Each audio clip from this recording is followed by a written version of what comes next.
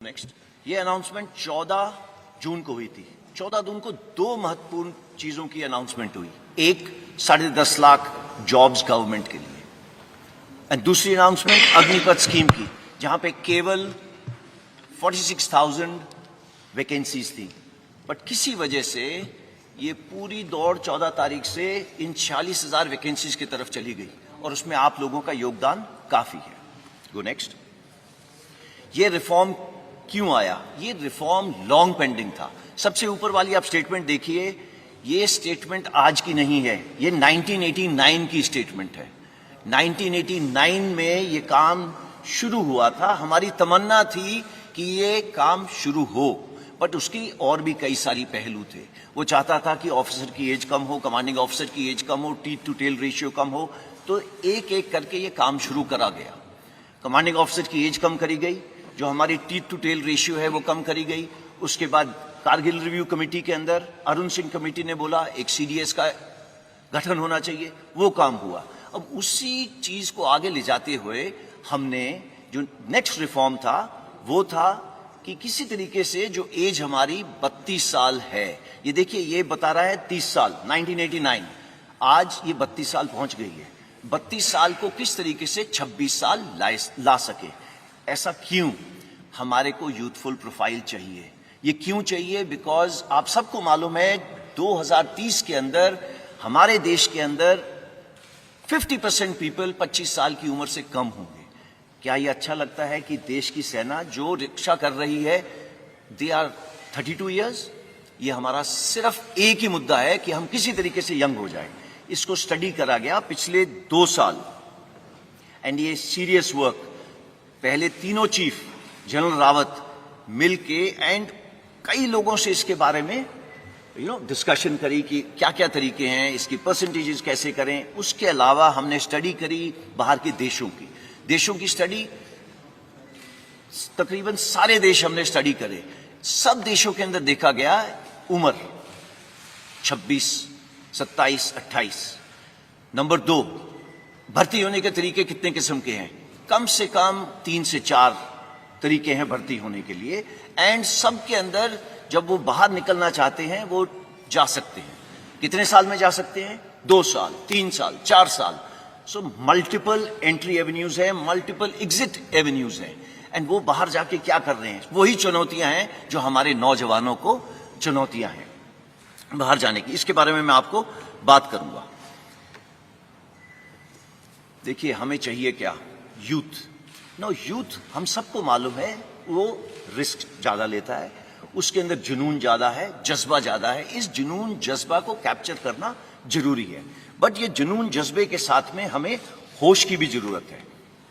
जिसको next. Now देखिए, आज जो करंट सिपाही से जो उसके ऊपर होदेदार है, आप सिपाही का जो है वो आप उसको जोश का कंपोनेंट मानिए, और जो 1.28 का कंपोनेंट है एनसीओ से ऊपर, मतलब नायक, हवलदार, नायब सूबेदार, हमारे जैसे होदेदार, वो सब मिला के 1.28 है। हम चाहते थे कि ये यूथफुल प्रोफाइल आने से जो जोश और होश का कंपोनेंट है ये तकरीबन बराबर हो जाए। एंड इससे होगा क्या? Ideal mix, youthfulness and experience का। अगेन गोइंग बैक, जोश और होश का एक्सपीरियंस तकरीबन बराबर हो जाएगा। गो नेक्स्ट। सी, आज देश के अंदर आपको मालूम है कि फौज की कितनी रिटायरमेंट्स हैं, ये आप सबको मालूम है। फौज के अंदर, आर्मी के अंदर तकरीबन 45,000 से 60,000, नेवी के अंदर तकरीबन 2,500 से 3,500, एयरफोर्स के अंदर सिमिलर नंबर, वो सिर्फ 5,000 हो जाता है। हाउएवर, जो आपको पता होना चाहिए, ये नंबर्स हैं जो हमारे प्रीमेच्योर रिटायरमेंट ले रहे हैं। प्रीमेच्योर रिटायरमेंट का मतलब क्या है? प्रीमेच्योर रिटायरमेंट का मतलब ये है कि अगर मैंने इस फौज के अंदर 25 साल, 30 साल, मैं अभी 59 ईयर्स का हो गया हूं, 60 में मैंने रिटायर करना है, वो मेरी पूरी एज सर्विस की है। बट इतने तादाद में लोग हैं। इंडियन आर्मी में तकरीबन 14,000, इंडियन नेवी में तकरीबन 3,000, एयरफोर्स में तकरीबन 500 से 600। ये लोग आज भी बाहर जा रहे हैं। इनकी उम्र क्या है? 35, 36, 38 ऐसी उम्र है। ये लोग सब जा रहे हैं। आज तक हमने किसी ने भी कोशिश नहीं की बोलने की, ब्रदर ये बाहर जाके क्या काम कर रहे हैं? ओके, एंड आप इन तीनों को ऐड करो, ये 15,000 16,000 तो वैसे ही बन गए। जब हम लोग बात कर रहे हैं 40-46 हजार की 4.5 साल के बाद, तो आप इसको थोड़ा सा अपने दिमाग में रखना, इसके बारे में दोबारा चर्चा करेंगे। Go next. See coming before मैं पे एंड अलाउंसेस पे आता हूं, उससे पहले मैं बात करता हूं ट्रेनिंग की। सी आज का युवक हमारे से अच्छा है। हमारे से पहले वाला युवक, करेक्शन, हमारे से भूतपूर्व सैनिक हमसे खराब नहीं थे, बट हमारी खुराक ज्यादा अच्छी है, उनकी खुराक हमारे से कम थी। आगे आने वाला जो युवक है उसकी खुराक भी अच्छी है, उसकी पढ़ाई भी अच्छी है, वो एक टेक्नोलॉजी के साथ अडेप्ट है, वो पैदा हुआ है मोबाइल फोन के साथ, उसको पता है मोबाइल फोन का क्या है। और तो वो कल को जो ड्रोन वॉरफेयर हो, जो आप आज देख रहे हैं टीवी के ऊपर, एक टैंक चल रहा है, टैंक को टैंक नहीं लड़ रहा, टैंक को एक ड्रोन लड़ रहा है। तो आगे आने वाली जो लड़ाई है वो अलग किस्म की होगी, टेक्नोलॉजिकली सैवी होगी। अगर वो टेक्नोलॉजिकली सैवी होगी तो उसके लिए अलग किस्म के लोग चाहिए। और वो कौन सा किस्म है? हमारा यूथ, भारत का नौजवान। ये भारत का नौजवान क्योंकि टेक्नोलॉजी के अडेप्ट है, वो पैदा हुआ है एक ये मोबाइल के साथ खेलता हुआ, कंप्यूटर के साथ खेलता हुआ, और वो आता कहां से है? गांव से। हमारी इनटेक 70% विलेज से। नाउ अगर हमारी विलेज से 70% इनटेक है, तो हमारे को जो सॉल्यूशंस बनानी है उनको मद्देनजर रख के बनानी है, ना कि जो अर्बन एरिया के लोग हैं। सो अगर इन 70% को देखा जाए तो वो कहां से आ रहे हैं? गांव से। उसके पास है क्या वहां पे? खेत या कोई छोटा मोटा व्यवसाय। वो उसकी क्लास या उम्र कितनी होगी? वो पढ़ा होगा तकरीबन 17.5 साल की उम्र होगी और पढ़ा होगा 10वीं साल। मेजर इनटेक, ये जो 70% बोल रहा हूं, ये सारी इनटेक हमारी उस किस्म की है जो सोल्जर आपके लिए जाके आगे देश की रक्षा करता है, ये वो सोल्जर है जो 10वीं क्लास पास है। 12वीं क्लास के हम ले सकते थे, बट सी हमारा काम थोड़ा जोखिम का है। एंड आप देखते हैं जब भी युद्ध हुए हैं कितनी, चाहे ऑप पवन हो, उसके बाद ऑप पराक्रम हो, चाहे कारगिल वॉर हो, चाहे गलवान हो, आपकी भी आंखें भर जाती होंगी और आपका दिल पिघल जाता होगा जब आप देखते हैं बॉडीज नीचे आते हुए। तो ये काम थोड़ा अलग किस्म का है। तो आप इस काम को मद्देनजर रखते हुए हमने देखा कि इसकी उम्र 17.5 एक एंड पे, दूसरे एंड पे 21। इसमें कोई तब्दीली नहीं है। ये पहले भी वही थी और आज भी वही है। तो इन दोनों में कोई तब्दीली नहीं है। उसके अलावा हमने पिछले सालों में क्या करा है? अपना फ्लैब कट करा है। फ्लैब का मतलब, देखो, टीथ टू टेल रेशियो की बात होती है, टेल कम करी है और कम होगी आगे आने वाले टाइम में। दूसरी, जॉइंटनेस बढ़ी है। कुछ सालों पहले आईडीएस हेडक्वार्टर नहीं होता था, वो बना है। तो इस तरीके की जो बीच बीच में चेंजेस हैं वो सब करी जा रही हैं। उसके अलावा नेक्स्ट चीज ये है कि अगले 4 से 5 साल में हमारी इनटेक 50,000 से 60,000 होगी। इसको ब्लैंक कर दें, 50,000 से 60,000 होगी। ओके, 50,000 60,000 के बाद क्या होगा? ये इनटेक 90,000 से लेके 1.25 लाख होगी। सो इट इज नॉट 46,000। ये हमने क्यों करा है? इसलिए करा है स्टार्ट स्मॉल, स्टार्ट मीडियम। क्यों? सो दैट हमें भी इस स्कीम को चलाने के बाद सीखने को मिले कि इसमें दिक्कतें क्या हैं। हमें इंफ्रास्ट्रक्चर जो है ट्रेनिंग के लिए उसको बढ़ाना पड़ेगा। वो बढ़ाने के लिए बटन दबा के तो होगा नहीं, उसके टेंडर जाएंगे, उसका ये होगा वो होगा, उसको 3-4 साल लगेंगे। सो दैट हम अपनी ट्रेनिंग कैपेसिटीज जो फौज की तकरीबन 60,000 के करीब है, उसको बिल्डअप करके इस पॉपुलेशन को लेने के लिए जो 1.25 लाख होगी, इसके लिए तैयार हो। नाउ वाई 4 years, जो सब चीजों का मुद्दा है। 17.5 साल 21 साल मैंने आपको बताया, उसके अंदर चेंज क्यों करा गया? इसलिए चेंज करा गया कि पिछले 2 साल के लिए कोविड की वजह से भर्ती बंद थी। भर्ती क्यों बंद थी? बिकॉज हम नहीं चाहते थे सारे एक जवान जिस तरीके से हम लोग एकत्रित हैं एक जगह के ऊपर करे जाए। तो हमने देखा कि इतनी सालों से हम इसकी स्टडी करते जा रहे हैं, अभी हमें एक मौका मिला है to make a change without pain. तो अगर ये चेंज विदाउट पेन हमने करना था, इससे अच्छा मौका नहीं था करने का। इस पे स्टडीज चल रही थी, मैंने आपको बताया, Kargil review committee, group of ministers report, ये सब स्टडी करते जा रहे थे, बट हमें मौका नहीं मिल रहा था कि ये कब करा जाए। Because it was a transformative reform. हमें जरूरत थी, आज नहीं 30 साल से जरूरत थी इस एज को कम करने की। इसका इंपैक्ट क्या होगा? Go next. पहले मैं आपको पे अलाउंसेस का बता देता हूं। जो आज जवान को पे अलाउंसेस मिल रहे हैं वो अग्निवीर को ज्यादा मिलेंगे। ओके, इसका please don't take him cost to company वगैरह जैसे वर्ड, देयर इज नथिंग। फौज की नौकरी एक जज्बा है, इसको आप पे से नहीं तोल सकते। हाउएवर, जो ये आपके सामने दर्शाया गया है, ये सबसे पहले जो 17 लाख के करीब है, ये उसकी पे है। एक सेवानिधि पैकेज है जिसके अंदर उसका योगदान 5 लाख है, गवर्नमेंट अपनी तरफ से 5 लाख डालेगी, इन दोनों के ऊपर जो इंटरेस्ट दिया जाएगा वो तकरीबन 1.5 लाख होगा। सो टोटल पे उसको 4 लाख तकरीबन इतनी मिलेगी। इसका मतलब ये नहीं है कि वो हमारे बराबरी की रिस्क एंड अलाउंस नहीं लेगा, उसके जितने भी अलाउंसेस हैं सेम रहेंगे। अगर वो मेरे साथ सियाचिन में बैठा है, he'll get the same allowance। अगर वो मेरे साथ राजस्थान में बैठा है तो उसको सेम अलाउंस मिलेगा। अगर वो मध्य प्रदेश में बैठा है, मुझे भी नहीं मिल रहा, उसको भी नहीं मिल रहा। So it is equated, there is no differentiation. वो साथ वाले बिस्तरे पे सो रहा होगा, वो वही कपड़े पहन रहा होगा जो मैं पहन रहा हूं, वो मेरे साथ लंगर में बैठ के खाना खा रहा होगा। There is no difference. कोई अलग बैरक नहीं बना दी अग्निवीर के लिए, बिकॉज उसने लड़ाई कल हमारे साथ करनी है, और अगर वो हमारे साथ देश के लिए बलिदान देगा तो देयर इज कोई गुंजाइश ही नहीं है उसको हम किसी तरीके से रत्ती भर भी उसको हम अपना छोटा सोचें। नहीं, इसमें ऐसा कुछ नहीं है। मैंने बैंक लोन यहां पे इसलिए डाला है बिकॉज ये बार बार आ रहा है कि भैया 4 साल के बाद क्या, तो 4 साल के बाद क्या, मैं इसके बाद आपको बताता हूं। Go next. सेवानिधि पैकेज थोड़ा और विस्तार से, जैसे कि मैंने आपको पहले बताया 11.71 मैंने आपको पहले बता दिया है। सिर्फ एक ही चीज इसमें एक्स्ट्रा है कि इनकम टैक्स फ्री है। हाउएवर, देश की सेवा करने के लिए जो सर्वोच्च बलिदान देगा उसकी इंश्योरेंस कवर नॉन कॉन्ट्रीब्यूटरी है। आज पूरे देश में मैं भी कंट्रीब्यूशन देता हूं, जो बाहर जवान खड़ा हुआ है वो भी कंट्रीब्यूशन देता है। सिर्फ एक इंसान है अग्निवीर जो आगे आने वाले टाइम पे कंट्रीब्यूशन नहीं देगा, और उसको तकरीबन 1 करोड़ का इंश्योरेंस मिलेगी अगर उसने अपने देश के लिए किसी वजह से बलिदान दिया। तो मैं आपको ये बताना चाहता हूं कि इसी तरीके से उसको हमारे से भिन्न नहीं रखा है। इसके अलावा जो डिसेबिलिटी, अगर किसी कारण मैं ये टाइगर हिल की तरफ दौड़ रहा हूं या कुछ हो रहा हूं, मेरे कुछ गोली लग गई एक्सेट्रा, सेम प्रोविजन, जो मेरी प्रोविजन है वही उसकी प्रोविजन है। देयर इज नो फर्क for an Agniveer. Go next. Now coming what after 4 years, जिसकी वजह से आई एम श्योर आप यहां पे इकट्ठे हुए हैं।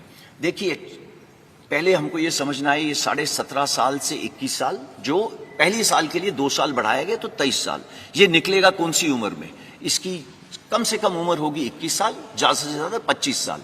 आप में से बताइए कि 27 साल या 25 साल की उम्र में कितनों को जॉब्स लग गई थी? आपको इसका आंसर देने की जरूरत नहीं है, बट आपको मालूम है कि 25 साल के अंदर आपकी जॉब कहां थी, कहां नहीं थी।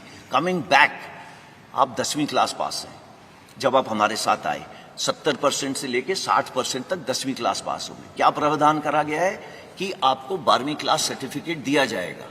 इसका मतलब ये नहीं है कि आप मेरी तरह यहाँ पे क्लासरूम में बैठेंगे, ऐसे नहीं है।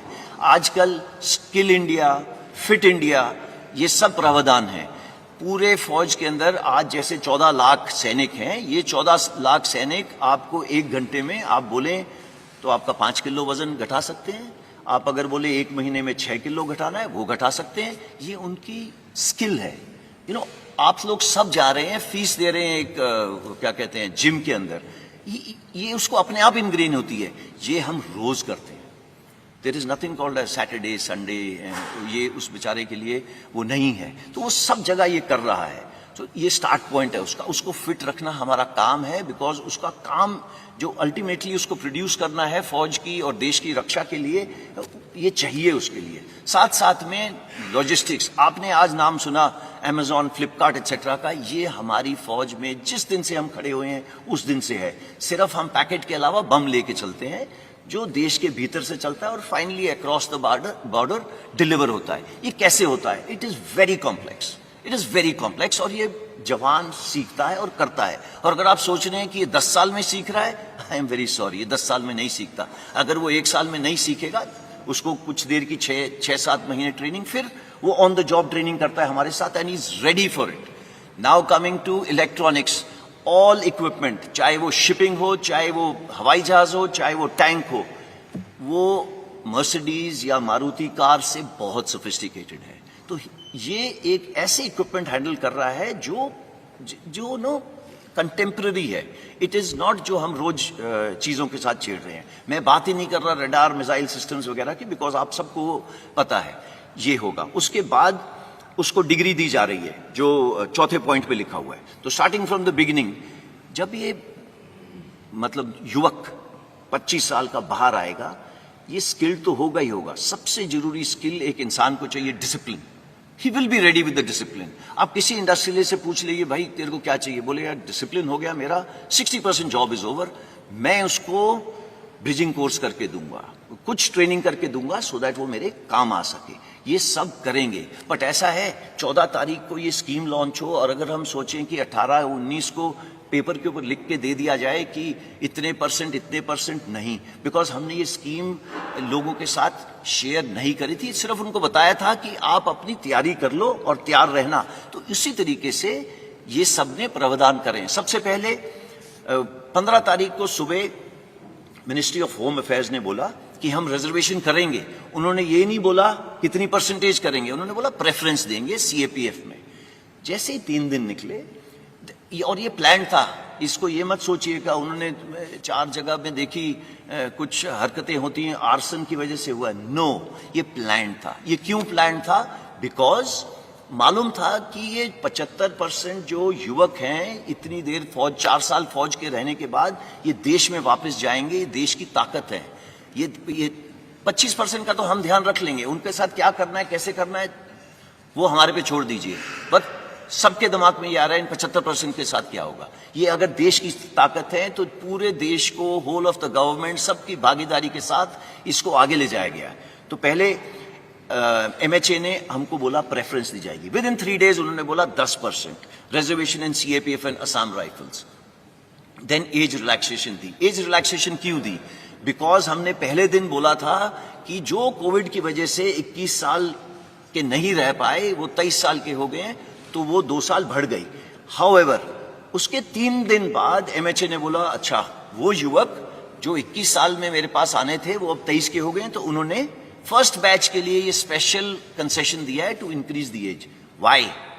बिकॉज सबके सब यूथ के साथ कनेक्टेड है, उनको मालूम है देश का भविष्य, यूथ का भविष्य एकदम इंटीग्रेटेड है। Come to ministry of defence. Ministry of defence के अंदर कई सारी चीजें हैं, जैसे आपके सामने लिखा है coast guard, defence civilians, DPSUs हैं, उन्होंने भी सेम प्रावधान करा है। अगेन रिपीट कर रहा हूं, ये प्लान्ड था कि कितना परसेंटेज दिया जाएगा। क्यों? बिकॉज 75% देश की ताकत है। Age relaxation same thing. Coming to merchant navy, Indian navy एक ही इसमें क्वालिफाई होती है, उन्होंने भी प्रावधान करा है कि हम इनको लेंगे। जो सबसे जरूरी चीज है जो अगली 2 बुलेट्स में है, that is ministry of skill development and entrepreneurship and plus ministry of higher education. इन्होंने बोला मैं 12वीं क्लास करवा के दूंगा आपको, और इसका मतलब है कि they will get a proper skill certificate which will be governed, not that मैं जो अपने लेटर पैड पे साइन करके देता हूं to whomsoever it may concern. No, it is a proper government of India certificate जो recognise करा जाएगा जब आप बाहर जाएंगे। पहले उसकी स्किल्स कैप्चर करी जाएंगी, जिसके ऊपर काम शुरू हो गया है, और 1 महीने के अंदर ये पता चल जाएगा कि भैया इसकी ये स्किल्स हैं, चाहे वो नेवी का हो, चाहे वो एयरफोर्स का, चाहे वो आर्मी का। देन उसे diploma oblique degree, that is the 4th bullet programme for 12th pass, इसका पे काम चल रहा है। ओके, 4-5 महीने में ये भी तैयार हो जाएगा। इसमें कोई रॉकेट साइंस नहीं है। ब्रिजिंग कोर्सेज, ये ब्रिजिंग कोर्सेज कौन से हैं? ये ब्रिजिंग कोर्सेज वो कोर्स हैं, मैं आज अग्निवीर 25 साल का बाहर निकला, मैं वॉलंटियर हूं, अगर मैं फौज में रहना चाहता हूं रहूंगा, नहीं रहना चाहता नहीं रहूंगा। मेरे पास कुछ किस्म की कोष है 11.7 लाख, जिसके साथ मैं अपने गांव में वापस जाऊं, अगर चाहूं तो कुछ कर सकता हूं अपना खुद का, नहीं करना तो आपको ब्रिजिंग कोर्स का प्रावधान है। ब्रिजिंग कोर्स वो कोर्स है सो दैट अगर आप किसी इंडस्ट्री में जा रहे हैं उससे पहले आपको क्या स्किल डेवलप करनी है, उसकी मोडालिटीज की, पैसे कौन देगा एंड उसकी फीस कौन भरेगा, वो सब करी जा रही है। अगर आप चाहते हैं उसको हायर एजुकेशन करनी है या उस युवा में या युवका में ये मेंटल रिक्वायरमेंट है कि उसको ऊपर पढ़ना है, तो वो पढ़ेगा उसके लिए। मोका जो एविएशन का ध्यान रखता है, उन्होंने भी बोला है this is of course pure for air force, और कुछ इसके अंदर योगदान नेवी एंड आर्मी का भी होगा, बट मेजर एयरफोर्स का होगा, एटीसी एक्सेट्रा। तो वो ये सब उन्होंने बोल दिया है कि एयरक्राफ्ट ओवरऑलिंग एक्सेट्रा एक्सेट्रा यहाँ पे प्रावधान करेंगे। जो next then state governments, state police, आपने ये स्टेटमेंट पढ़ी होगी, ये एमएचए ने स्टेटमेंट दी थी जिसके अंदर उन्होंने दोनों चीजें कवर करी थी। नंबर एक, सीएपीएफ और उसके साथ में स्टेट पुलिस, दोनों में रिक्रूटमेंट कर दी गई। 4 प्रदेश तो ऐसे हैं, मैं उनका नाम नहीं लेना चाहता, जिन्होंने बोला है कि जितने लोग अग्निवीर वापस आएंगे मैं सबको जॉब दूंगा, सबको। तो आप गूगल करिए, आपको मिल जाएगा वो कौन सी स्टेट्स हैं। कॉर्पोरेट अफेयर्स, देखिए मैंने बैंक लोन का शुरू में बताया था, बैंक लोन का प्रावधान ऐसे है, मैं जैसे कि मैंने आपको बताया, मैं 11.5-12 लाख लेके बाहर निकला, तो बैंक से हमने ये बात करी है कि आप, अगर मैं एक एंटरप्रेन्योर छोटा मोटा बनना चाहता हूं तो आप मुझे क्रेडिट दे सकते हैं। वो प्रावधान कर रहे हैं कि क्रेडिट देंगे इस 12 लाख के ऊपर इक्वल अमाउंट का। अगर अगले साल आपकी क्रेडिट रेटिंग ठीक रही तो दे विल उस अमाउंट को थोड़ा सा ऊपर करेंगे और वो अमाउंट 3-4 लाख ऊपर ले जाएंगे। तीसरे साल के अंदर अगर आपने अपना जो भी व्यवसाय चला रहे हैं ठीक चलाए तो आपका ये जो लोन की चीज है ये थोड़ी और ऊपर चली जाएगी। उसके बाद हम हैंड होल्डिंग बंद कर देंगे एंड वो और उसका बैंक के साथ वो चलता जाएगा आगे। देन जो पब्लिक सेक्टर अंडरटेकिंग्स हैं एंड इंश्योरेंस कंपनीज है, फाइनेंशियल इंस्टीट्यूशंस है, ये सब अग्निवीर के लिए पैकेजेस, क्रेडिट स्कीम्स बनाएंगे। बट ये जो इंटेंशन है एक्शन में कन्वर्ट करने के लिए उनको कुछ समय देना पड़ेगा। हमको ये ध्यान में रखना है, अगर अग्निवीर आज भर्ती हुआ तो 4.5 साल के बाद बाहर निकलेगा। तो 4.5 साल के बाद जब निकलेगा ये सब प्रावधान लिखे हुए होंगे इन प्रॉपर नोटिफिकेशंस, नॉट ये जिस तरीके से मैं आपको प्रेजेंटेशन दे रहा हूं। कॉर्पोरेट हाउसेज ने सब ने बोला है वो धीरे धीरे आएंगे, आप देखेंगे उनको। सीआईआई ने तो 15 तारीख को ये एडवर्टाइजमेंट दे दी थी कि हम इस स्कीम को वेलकम करते हैं, उनको पता है कि अग्निवीर उनके बहुत काम आएंगे आगे आने वाले टाइम में। एक जरूरी सूचना अपने यूथ को देना चाहता हूं कि इंडियन एयरफोर्स भारतीय वायुसेना में अग्निवीर बैच 1 of 22 के रजिस्ट्रेशन की प्रक्रिया 24 जून से शुरू हो जाएगी। ये एक ऑनलाइन सिस्टम है जो हमारा well established star examination system है, उसी के तहत ये नोटिफिकेशन और रजिस्ट्रेशन चालू होगी। इसके ठीक 1 महीने बाद 24 जुलाई से जो फेज 1 ऑनलाइन एग्जामिनेशन है उसकी प्रक्रिया शुरू हो जाएगी और दिसंबर के अंत तक हम पहले बैच अग्निवीर को एनरोल कर लेंगे और 30 दिसंबर से पहले बैच की ट्रेनिंग शुरू हो जाएगी।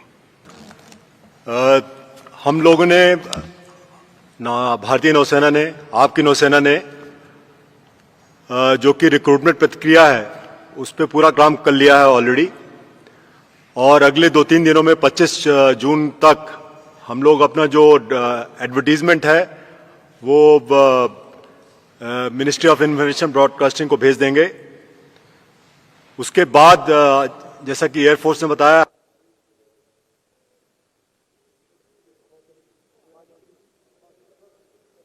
Can you hear me now? Okay, sorry, फिर से शुरू करता हूं मैं। तो जैसा कि एयरफोर्स ने बताया कि हम लोग ने भी अपनी रिक्रूटमेंट प्रक्रिया शुरू कर दी है और अगले 2-3 दिनों में 25 जून तक जो हमारा एडवर्टीजमेंट है वो मिनिस्ट्री ऑफ इंफॉर्मेशन ब्रॉडकास्टिंग में पहुंच जाएगा। एयरफोर्स की तरह हमारा रिक्रूटमेंट भी ऑनलाइन होता है और वो भी 1 महीने के अंदर जो हमारे स्टेप्स हैं रिक्रूटमेंट के वो सब शुरू हो जाएंगे। और मुझे हमारी जो टाइम लाइन्स हैं उसके हिसाब से 21 नवंबर जो हमने डेट चुनी है, 21 नवंबर को हमारा फर्स्ट अग्निवीर हमारी जो बेसिक ट्रेनिंग इंस्टीट्यूशन है INS चिल्का उड़ीसा में, वहां पर रिपोर्ट करना शुरू कर देगा। और जैसा कि आपको पता है, हमारे नौसेना अध्यक्ष ने पहले भी बताया था कि हम लोग अग्निवीर जो हमारे आएंगे नेवी में वो जेंडर न्यूट्रल रहेंगे। तो विमेन अग्निवीर भी हम लोग ले रहे हैं और उसके लिए अपनी जो हमारी ट्रेनिंग करिकुलम है, जो इंफ्रास्ट्रक्चर जो भी मॉडिफिकेशन करना है, वो काम ऑलरेडी शुरू हो चुका है। तो मैं 21 नवंबर का वेट करता हूं और मुझे आशा है कि both male and female Agniveers will report at INS Chilka. Thank you. Army का जो ये अग्निवीर का जो रिक्रूटमेंट प्रोसेस है, ये हम ऑलरेडी वेबसाइट पे लगा चुके हैं, terms and conditions and eligibility criteria. कल हम इसका जो ड्राफ्ट नोटिफिकेशन भी लगा देंगे। On 1 July we will have the notifications from all the recruiting offices और उसके बाद ये अपना अपना एप्लीकेशन एंड रजिस्ट्रेशन शुरू कर सकते हैं जॉइन इंडिया आर्मी वेबसाइट पर। पहला जो रैलीज है हमारा, ये फर्स्ट हाफ ऑफ अगस्त में शुरू हो जाएंगे। हमारा सिस्टम ऑफ रिक्रूटमेंट थोड़ा सा फर्क है, इसमें हमारा पहला रैलीज होते हैं, फिजिकल टेस्ट एंड मेडिकल, उसके बाद हमारा जो एंट्रेंस एग्जाम होता है and then we send for a call up as per the merit. तो इसलिए हमारा जो रैलीज अगस्त, सितंबर, अक्टूबर, नवंबर चलेगा। ये 2 बैचेस में हमारा इंडक्शन होंगे इनटू द ट्रेनिंग सेंटर्स। पहला जो लॉट है, जो ज्यादातर तकरीबन 25,000 का आसपास है, वो आएंगे बाय दिसंबर 1st वीक और December 2nd week. The next lot will come in the first half of February 23। In this whole, approximately 40,000 of the recruits for the Agnipath system will be inducted. ये जो rallies है हमारा तकरीबन 83 rallies होना है all across the country. All states are going to be covered and we will endeavor to touch every last village in the country.